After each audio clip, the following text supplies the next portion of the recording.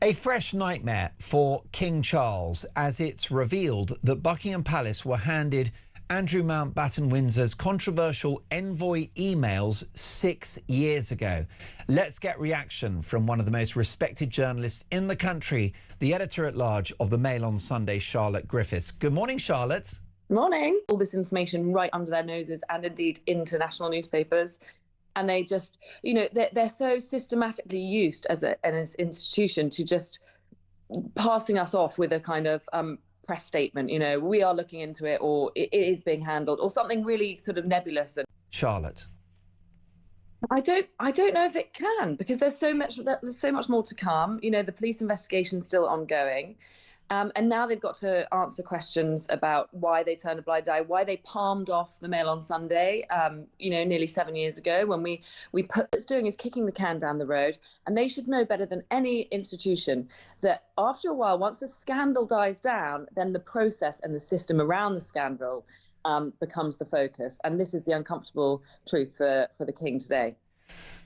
Can the Andrew story ever reach a conclusion? Is there any way that the King and the Palace can stop the bleeding? Or turned a blind eye, or just looked away, which is, of course, what the royal family used to be known for, just burying their head in the sand, turning a blind eye, hoping it will all go away. It never, ever does.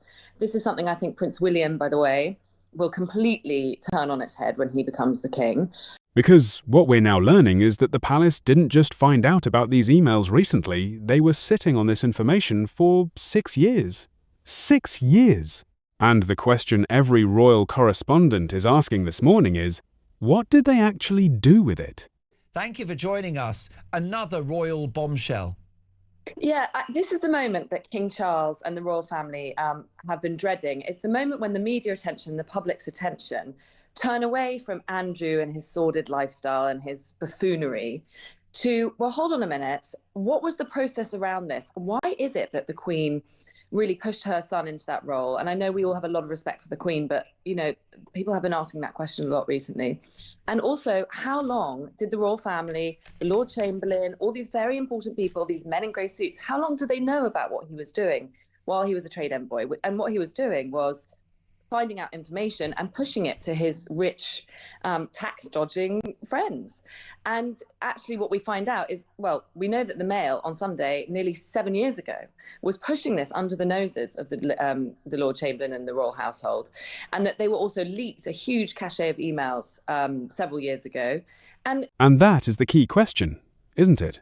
Because there's a difference between being handed something and acting on it. What are your sources telling you about how Buckingham Palace responded internally when these emails first landed? And non-concrete.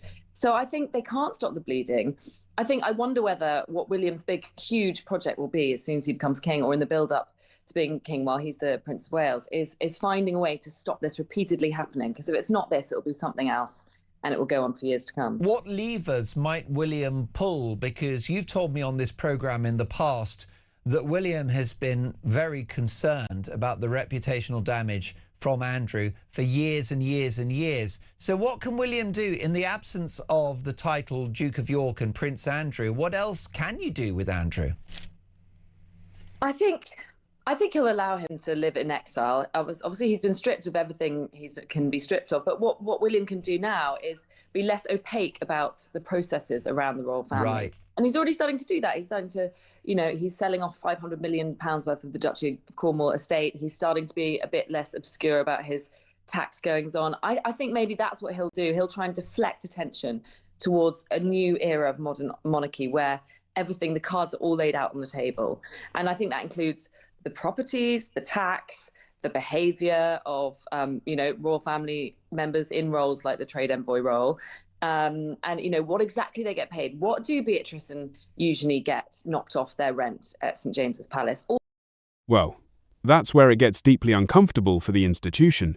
From what I'm hearing, there was a decision, and it does appear to have been a conscious decision to manage this quietly rather than confront it head-on. And of course, the problem with that strategy is that these things never stay quiet forever.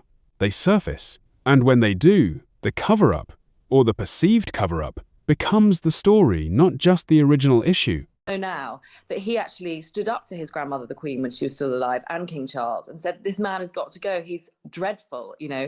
Don't let him destroy the royal family." And they basically ignored him. So, I mean, we've known for years that William and Harry don't have any relationship with their uncle, really.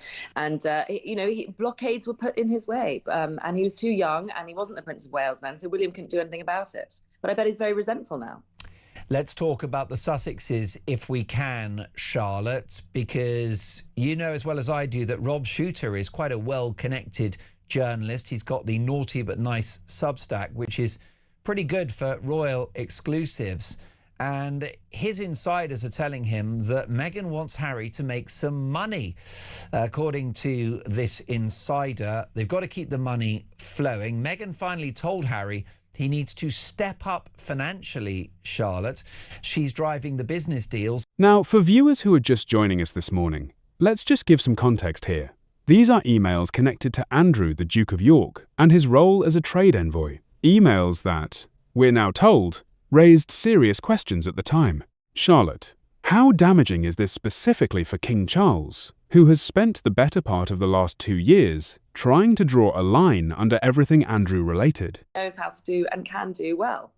Yes, and of course the focus is the charitable concerns, but the philanthropy's not great either, is it, Charlotte? Let's have a look at the rap sheet.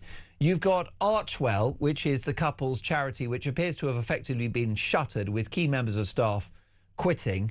Then you've got Sentebale, the charity that he co-founded in the memory of his mother Diana, over which he's lost control. Then there's Invictus, which is losing sponsors.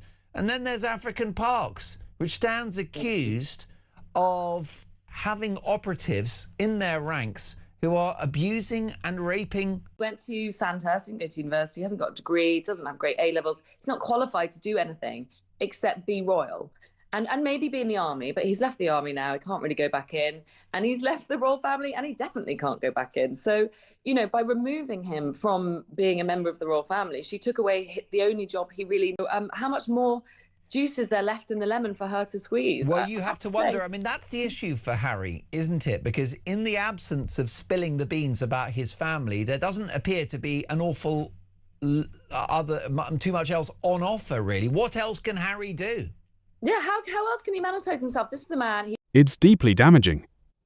And I think what makes it particularly painful for the king is that he has genuinely tried to move on. The decision to remove Andrew from royal duties, to strip back his public role, that wasn't painless for Charles. Andrew is his brother.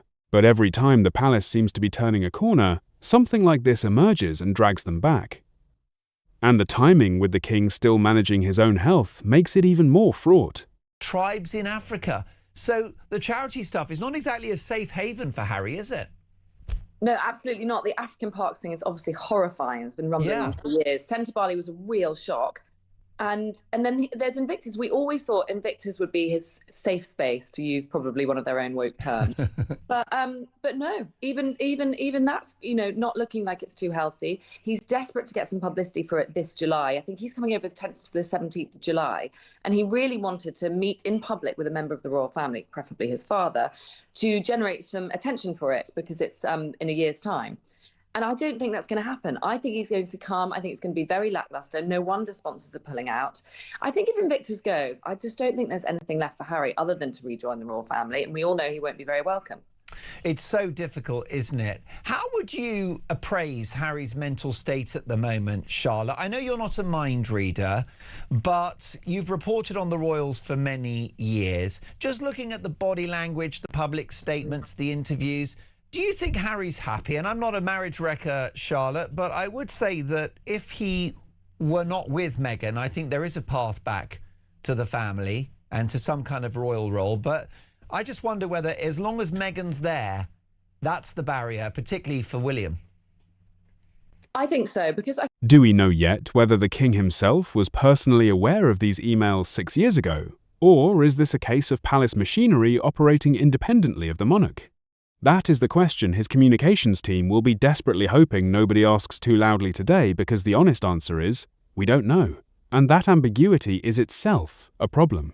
Either the king was told and didn't act, which is one kind of story, or he wasn't told. which raises serious questions about who exactly is running the information flow inside that institution.